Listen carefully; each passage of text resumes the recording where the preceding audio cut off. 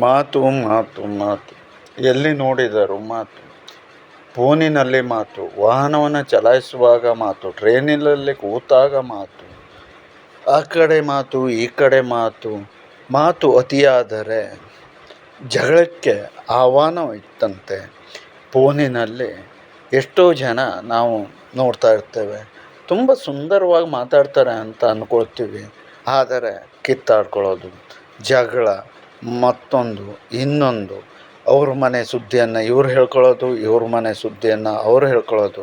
ಅದೇ ಒಂದು ಉತ್ತಮವಾದಂತಹ ವಿಚಾರ ಧಾರೆಗಳಾಗಿರ್ಬೋದು, ಅಥವಾ ಒಂದು ಉತ್ತಮವಾದಂತಹ ಪ್ರಗತಿ, ಯಶಸ್ಸಿನ ಹೆಜ್ಜೆಯತ್ತ ಆ ರೀತಿಯಾದಂತಹ ಮಾತು ಹೇಳ್ತಕ್ಕಂಥದ್ದು ಬರ್ತಾನೇ ಇಲ್ಲ.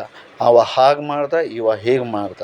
ಪ್ರತಿಯೊಂದು ಕೂಡ ಸಮಸ್ಯೆ ಶುರುವಾಗುವುದು ಮಾತಿನಿಂದ. ಹಾಗಾಗಿ ಮಾತನ್ನು ಯಾರು ಅತಿಯಾಗಿ ಕಡಿಮೆ ಪ್ರಮಾಣದಲ್ಲಿ ಮತ್ತು ತೂಕಬದ್ಧರಾಗಿಯೂ ಆನಂತರದಲ್ಲಿ ಯಾರು ನಗ್ನಗ್ತಾ ಮಾತಾಡ್ತಾರೋ ಅಂಥವರಿಗೆ ಜಗಳ ಹೇಳ್ತಕ್ಕಂಥದ್ದು ತುಂಬ ಕಡಿಮೆ ಆಗ್ತದೆ.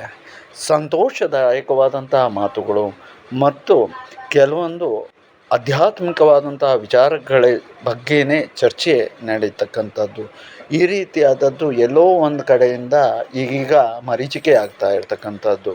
ಅದೇ ಆ ರೀತಿಯಾದಂತಹದ್ದು ಮಾತುಗಳು ಬಂದರೆ ಜ್ಞಾನ ಹೇಳ್ತಕ್ಕಂಥದ್ದು ಉದ್ಭವಿಸುತ್ತೆ. ಮತ್ತು ಎರಡು ಜನ ವ್ಯಕ್ತಿಗಳು ಕೂತು ವಿಚಾರಧಾರೆಗಳನ್ನು ಮಾತಾಡ್ತಾ ಇದ್ದಾರೆ ಅಂತೇಳಿ ಆದರೆ ಅಲ್ಲಿ ಅಕ್ಕಪಕ್ಕ ಇರ್ತಕ್ಕಂಥವ್ರಿಗೆ ಗೊತ್ತಿಲ್ಲದೆ ಇರತಕ್ಕಂತಹ ವಿಚಾರವೂ ಕೂಡ ತಿಳಿದಂಗೆ ಆಗ್ತದೆ. ಆ ನಿಟ್ಟಿನಲ್ಲಿ ಇನ್ನು ಮುಂದಿನ ದಿವಸದಲ್ಲಿ ಹೆಜ್ಜೆಯನ್ನು ಇಡಬೇಕಾದದ್ದು ನಮ್ಮ ನಿಮ್ಮೆಲ್ಲರ ಕರ್ತವ್ಯವೂ ಕೂಡ ಆಗಿರ್ತದೆ.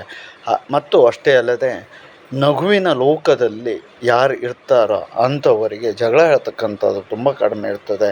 ಹಾಗಾಗಿ ಮಾತು ಬಲ್ಲವನಿಗೆ ಜಗಳವಿಲ್ಲ.